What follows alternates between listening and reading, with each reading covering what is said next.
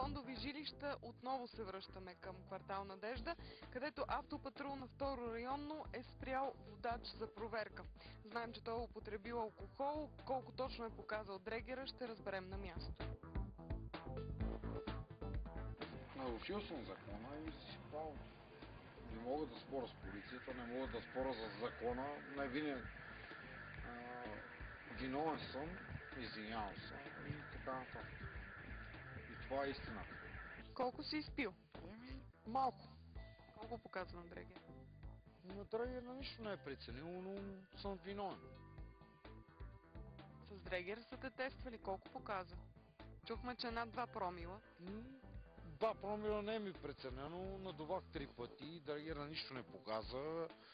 Казаха ми да новам пак и нищо не показа и те са в правото по принцип, защото са и... Добре, защо караш, като си употребил толкова много алкохол? Не съм употребил алкохол.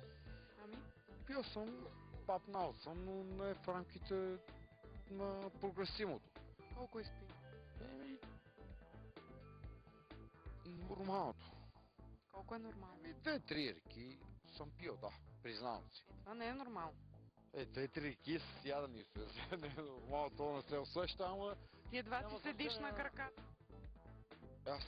Аз се завалям, да се завалям, добре.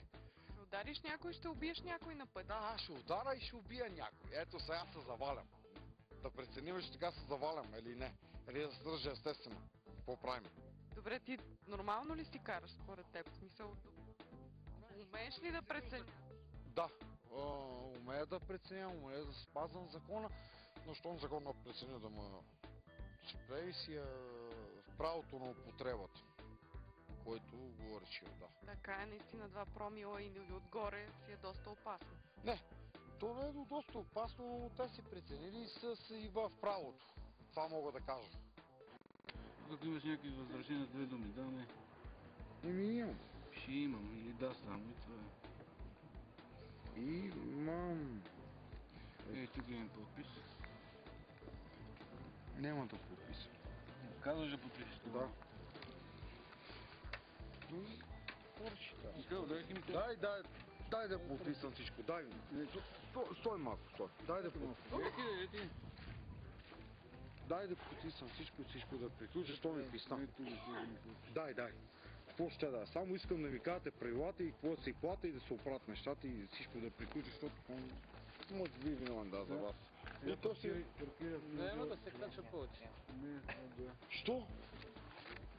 Къде трябва да прекинем автомобил? Къде трябва да иде с вас? До второ? Да. Добре. До Първа градска. До Първа градска, добре, отивам. Веднага по вас на Буркан и карам от та до я. И спазвам всички правила. Не говорим за твоите качества като водач в момента, а говорим да си свършим работа. Кога ще така да? Сега има тук ред в нашата ситуация, че в служебен автомобил трябва да сложа белезниците. Добре. Ще ни обясните ли защо решихте да спрете този водач? Значи този водач се движи тук по Христо Силянов пред нас. Значи движи се неадекватно по пътното платно, криволичейки. Спряхме го, каза се, че няма свидетелство и силно лъхаше на алкохол. Изпробвахме го с годно техническо средство алкомер, който отчете 2,55 промила. Огромно количество. Огромно. Какво предстои сега? На водача е съставен акт за употреба на алкохол, изваден му е талон за медицинско изследване в Първа градска болница. Ние ще го придружим до там. Ако даде кръвна проба, ще му дадем една призовка да се яви. Ако не даде, ще бъде задържан. От територията на второ районно се прехвърляме в трето.